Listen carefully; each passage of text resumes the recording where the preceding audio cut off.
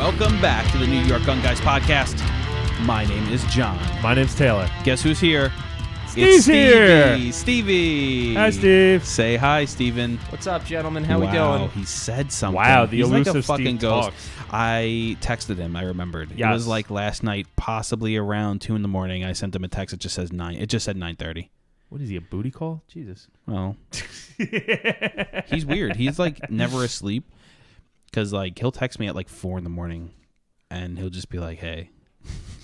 That's not What true are you, at a all. booty call? Fuck, man. Well, I'm working. It's normal for me to be up. No, he'll like text me. You up? He'll text me at like 3 a.m. or like he'll send me something and I'll text him and like, I don't even know. Like he'll just like send me like something on Instagram and I'll be like, dude, what the fuck are you doing up? Like, it's like either it's like really early like for you, like you woke up early, or you're just like still awake. Like that's late. So I don't know. This guy's weird. But check us out on Facebook, Instagram, NYGunGuys. Like us on there. Follow us, please. The Facebook has like 350 something likes. It's more than that now. And it had like 315 like last week. Yeah. So it's Hello to all our new listeners and followers. If you're actually, listening. Yeah, if I you certainly listen. hope you do listen. Yeah. But guys, definitely follow us on there. We still have more followers on there than we do likes, which is weird to me. So Yeah, I don't more know how that people are works. following it. I guess people just click like, oh, follow, and they just think it's like a like. But we have like way more follows than we do likes. But that's okay, because I guess people are interested.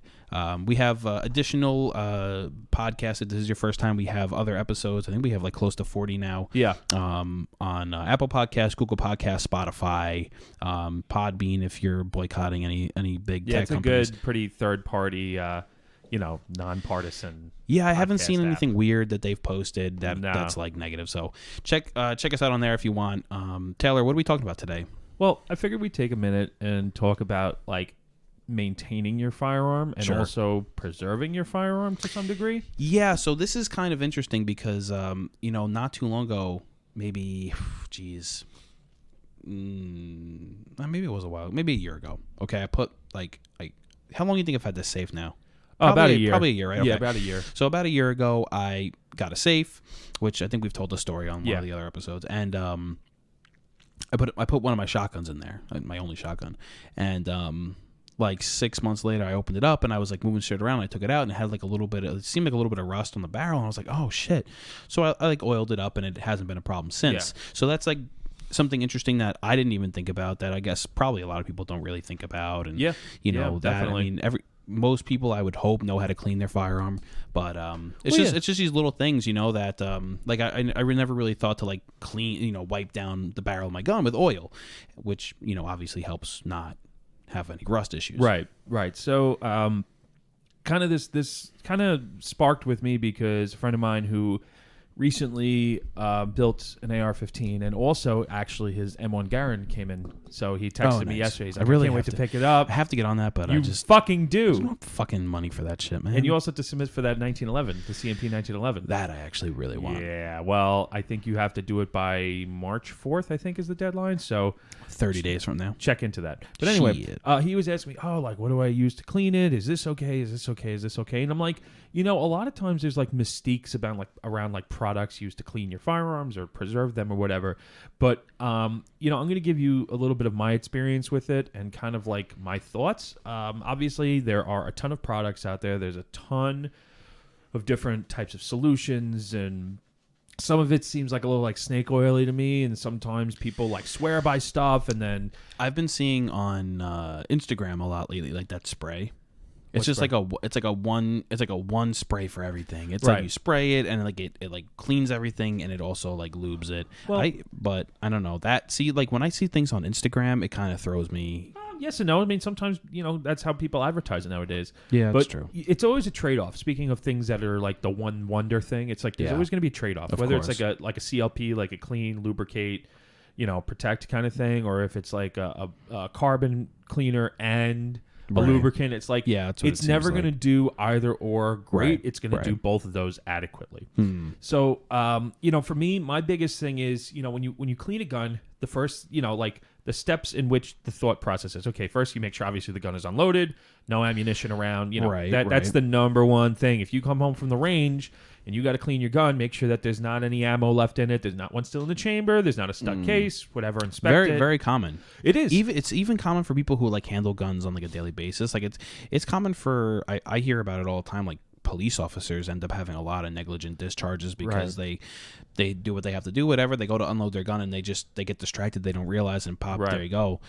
It's very easy to let also around some go. Guns like Glocks, like you have to pull the trigger in order to disassemble them. Right. So if you just rack it and don't look, or you just through the motions, you pull the trigger to disassemble it. Right. You know, you could have a negligent discharge, which is fucking scary. It is. Oh yeah. And obviously, if that happens as a cop, you get in a lot of trouble for it. But if no one's around to hear it, did it really happen?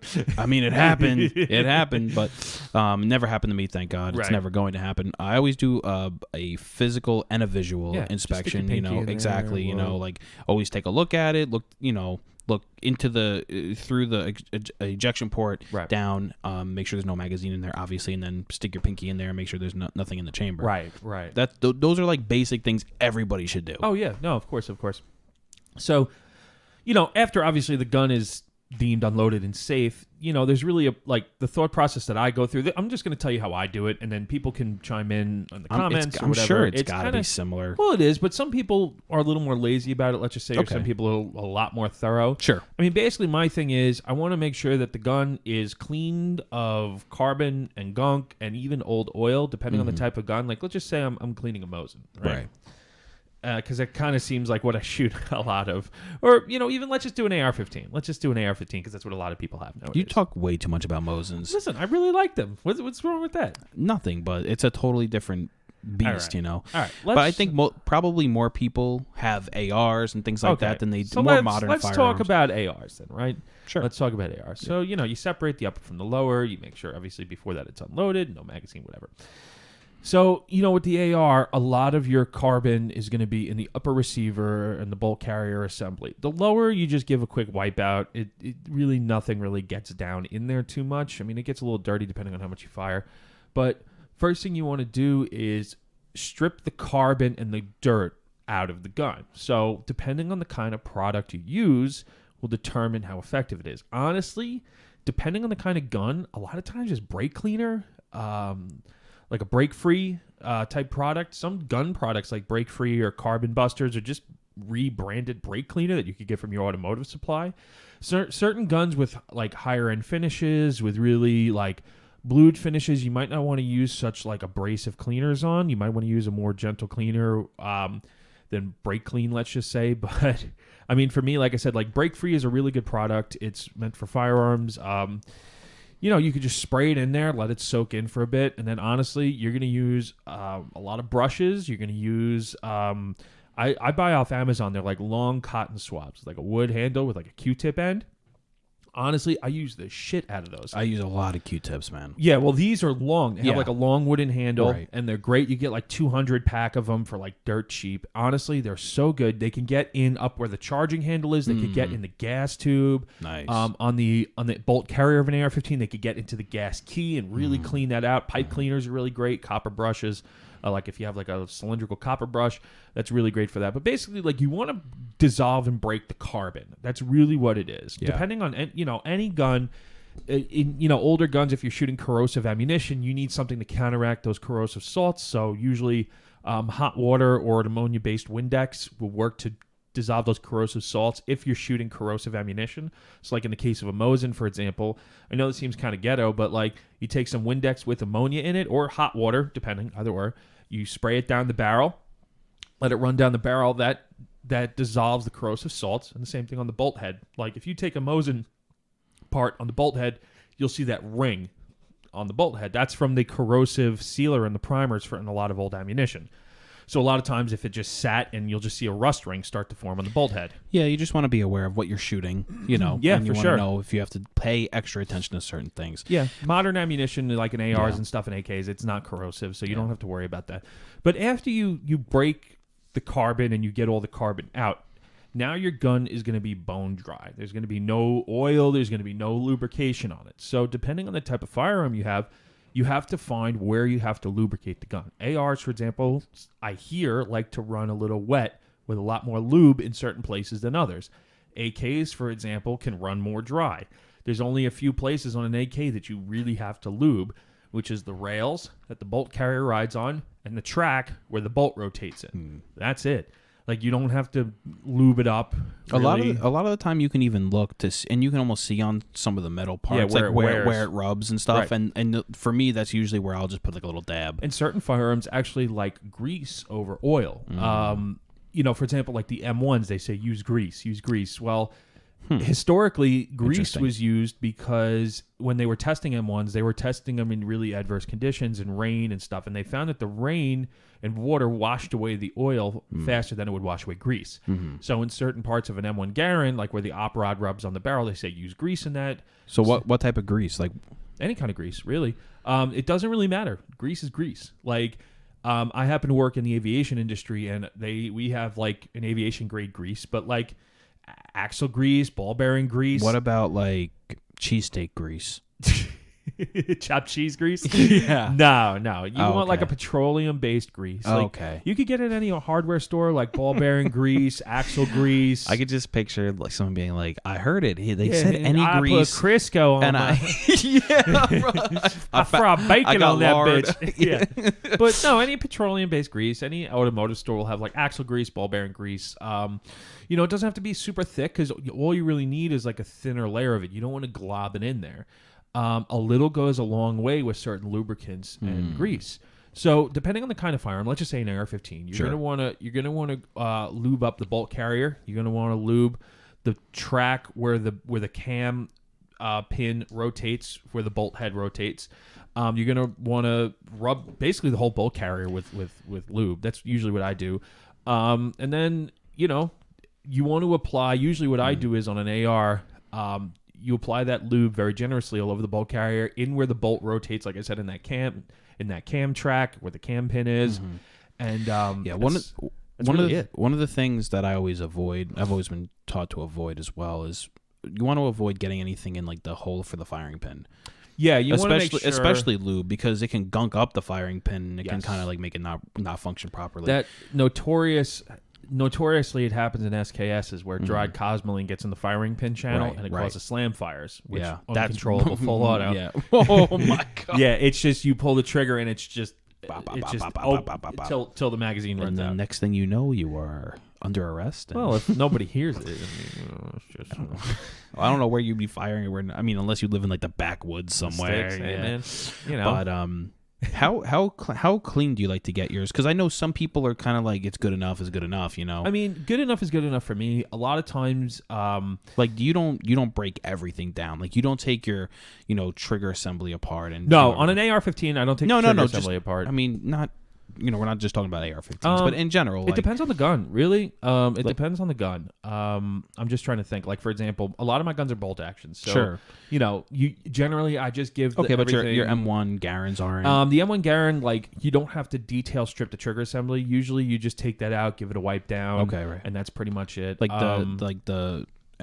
because I've never taken apart the whole like trigger assembly on any of my firearms. Yeah, no. Usually you don't. Like at SKS, even you don't. Yeah. You just give that a wipe down. Right, Usually too much doesn't get in there. No, and that's the whole thing. Depending on your gun, like I said, I don't know every gun that's out there, and I don't know the ins and outs of every gun that's out there. But generally speaking, usually the trigger assemblies don't get too dirty, and also a lot of times you don't want a lot of oil unnecessarily in places because it's like debris sticks to oil. Like if you're in a sandy environment or dirt, that likes to stick to the oil. It's not the kind of thing where you put, where more oil is best always. Sometimes it, and oil in every single part doesn't always make sense. Now, one thing which I wanted to address also was the barrels. So when you clean a barrel.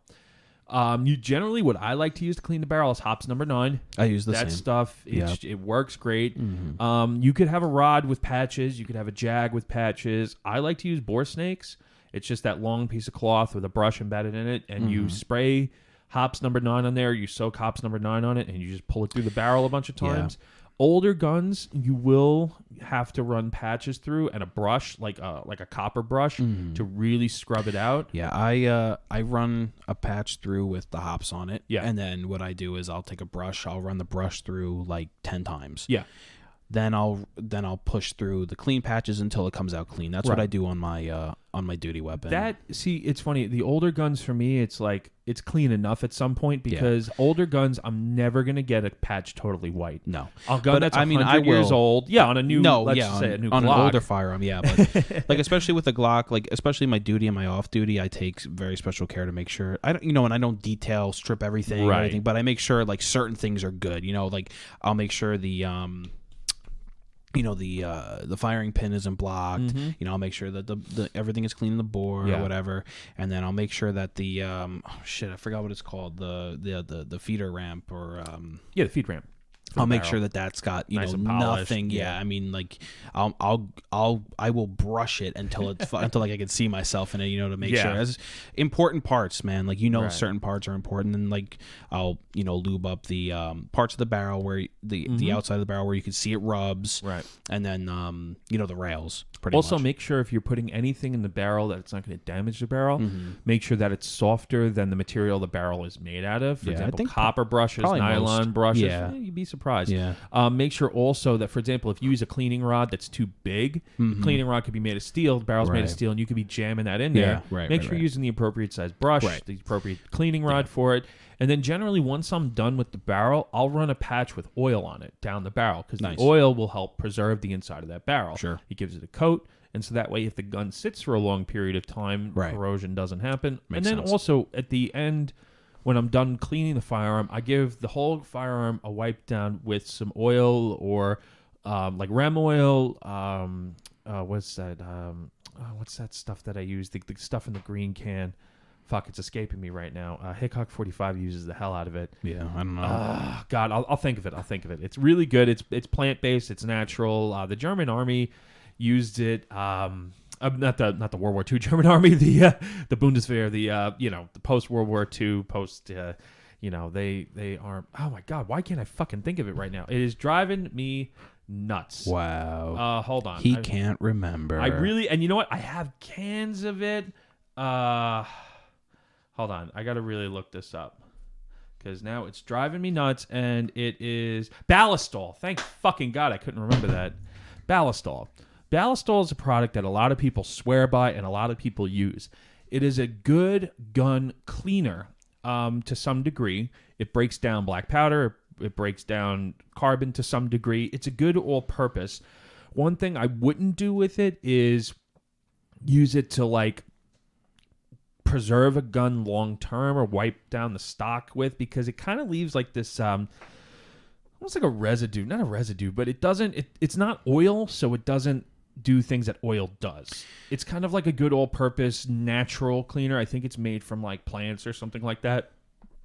But again, if you're wiping down the outside of a gun to put it away in a safe for a long time, Rem oil, gun oil is really the best thing for that. If you were going, okay, so that's what you would use. Yeah, I do use Ballistol just for general cleaning. though. I'll spray it down. I'll let it sit. No, for like long term. Yeah, I generally like if after I'm done cleaning a gun and I'm gonna go put it back in the safe, I'll wipe the whole gun down. I'll take the action out, depending on the type of gun, obviously. But like, so we've told the story before of me going through the process and vouchering my guns. Yeah, and I don't think we really knew. We didn't really know. I don't think I didn't, and you never said anything to me about it or anything. I don't even know if we really knew any better at the time, but it's been years. But I just cleaned them down really well, oiled them a little bit, and then put them in the case and brought them to the precinct, the Suffolk County precinct, and vouchered them. And they were there for like a year? Over a year. Yeah. So if something's going away that long term, long-term they storage, came out fine. I mean, yeah, long-term storage, definitely make sure you oil the whole gun. Yeah. I mean, if you're not going to shoot it, oil the shit out of it. Right. Basically, even I would say like a light coating of grease. Like that's what Cosmoline was for. Like, like the Soviet, the long-term preservative storage grease. That's what that was for. It was to keep air and moisture off firearms and other equipment, but mainly firearms. And, getting Cosmoline off is kind of a bitch, but people do it, and there's plenty of videos out on YouTube how to. If you have an old Mosin and it's got Cosmoline on it, the best way to get Cosmoline off is heat. You can melt it off with a heat gun. You can boil the parts. That'll get the Cosmoline off. Wiping it off is good to some degree, but you're going to want some heat applied to that to melt the Cosmoline off. Can I put it in the oven? Yeah, you can put it in the oven. Just make sure you clear it with your wife, so that way she doesn't go to bake cookies and they smell like oppression and communism. Can I put my stock in the oven? You can on a low heat. Yeah? On a very low heat. Generally, the best way to get Cosmoline out of a stock, and this kind of sounds ghetto, but it works. Basically, you put the stock in a black bag and you put it out in the sun, like in the summertime. That makes sense. It sweats it out. Yeah. Interesting. What's the flash point of Cosmoline? I don't know. There's got to be a flash. Yeah, but whatever temperature the sun gets it up to. No, I'm talking about if you put it in the oven. No, I mean, even if you put it in the oven, what is a low setting on an oven? Like 200 degrees? I don't know. I have no idea. I've never even thought about it. I was just fucking around. People do. People bake their stocks all the time. Yeah.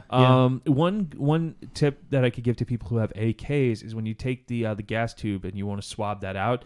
Honestly, a 12 gauge shotgun bore brush, like the soft cotton ones, like the swab. That's the best thing to clean out that gas tube on an AK. Nice. Yeah. Yeah, 12 gauge. But basically, like I said, if you're going to clean a gun, you have to get the carbon off, then lube it up, and then preserve it. Mm-hmm. Like I said, it depends. I use Break Free to get the carbon off. I use Hops No. 9 to clean the barrels. I use really any gun lubricant. I'm not a snob. If it's gun oil, it's gun oil. Oil is oil.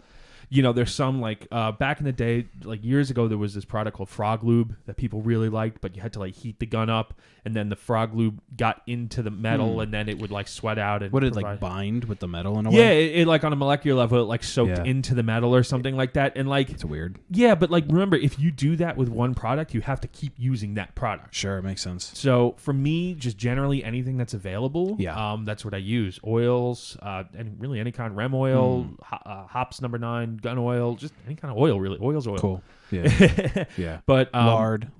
I haven't used lard yet. Animal fats. But then, like I said, if you're going to go put a gun in a case or a safe, you have to worry about humidity. Right. A lot of times gun cases are padded with foam. Foam traps humidity. Okay. So foam absorbs moisture. You could put some of those. Desiccant packs. In my safe, I have a goldenrod, which is a heated rod. Which I bet you like the goldenrod. I do. Okay, it works very well. I bet it does. Yes, it works very well for me. That long goldenrod. Oh God. Anyway, it basically what it does is it plugs in. Just choking on the goldenrod right now. You'd like that, didn't you? Oh no. All right. Go ahead. So what it does is it plugs in into an electrical outlet, and it's basically like a low wattage heat element, and it heats up the inside of whatever surface, not surface, but whatever area it occupies, it warms it up. And with a safe, if it's warmer in the inside than it is the outside, heat flows from high to low temperature. So constantly it pushes air out, and it keeps the relative humidity low. If the temperature is higher, the relative humidity is lower, because the temperature, if it gets colder and then it meets, then you get, temperature and dew point meet, you get condensation. Yeah. So if it's warmer, the humidity has to be way higher in order to get condensation, which it isn't. So it keeps it at a stable ambient temperature. So in my safe, you have to plug that in. Yeah. In my safe, I open the door. I'm like, it's really warm in there. But that's good. It's warm and dry. I have also desiccant packs in there or whatever. But, humidity, changes in temperature and changes in humidity are really bad for firearms, because wood swells and contracts with heat and humidity. Metal, like I said, metal is generally cooler than the environment it's in, that's why things that's why water condenses onto metal. So if you have changes in temperature in your safe, water can condense on your metal. That's not good. That forms rust. Also, what I do is some of my firearms in my safe, I keep in a gun sock. So it's like a silicone impregnated gun sock. So that helps also ward off moisture from the outside coming in. I mean, it might be a little extreme, but also keeping them in a sock, I can rest them on one another. They're not going to get banged up. They're not going to get dinged up. Makes sense. So, preserving a gun after you clean it is also a big thing. Also, your fingerprints, your hands, anything from your body that gets on that gun, your sweat has salt in it. So if you touch a gun after you oil it, you could leave a fingerprint on there. And even on my bayonets, I have some bayonets. This one M1 Garand bayonet I have on it, there's like a rusted thumbprint on it. I'm like, really? Yeah, it's not like rusted. Is that from you, or is that from I don't fucking... know. I don't know. There's one also on a Mauser bayonet I have that it was probably from me. Well, you can probably buff it out. Yeah. I'll show you next time you're over my place. All right. But, you just got to clean it up. That's the last thing you want, is a rusted thumbprint on your nice blue gun. Run the print. and go find who it is. I don't have that access to that. John, maybe you can help me out. I wish I had access to stuff. That'd be so cool. Yeah, I wouldn't even know where to start. I'm not like a crime scene person. I wouldn't even know how to lift a latent fingerprint like that. I have no idea, man. That's some old school shit. Now You they need do like it, a little man. They do it. magnifying glass and like the I've duster. seen them. It's crazy, man. I've seen they do this really cool thing with when they get firearms like handguns. They like hang the gun They fog it in a bag and put like a special fog that like Yeah. clings, and then they lift the print. It's like the coolest thing. That they have like a little travel kit they do it with. It's actually really cool. Yeah. It's very hard to get into the crime scene I unit can like imagine. that. You gotta like kind of know somebody, or Well. It's cool though. They have a really cool job, and but man, they're overworked. I hear like they have very few people for like the entirety of like. Well, with all that's going on in the city, it's There's a lot going on in the Shootings city, are yeah. up, and Right. like I was just telling you before we were on mic, there was a cover in the New York Post the other day. It's like shootings are up in the city, but 90% of them get released. Well, that's bail reform, and people who aren't a fan of that need to talk to their elected officials, Right. because those are the laws now. Definitely.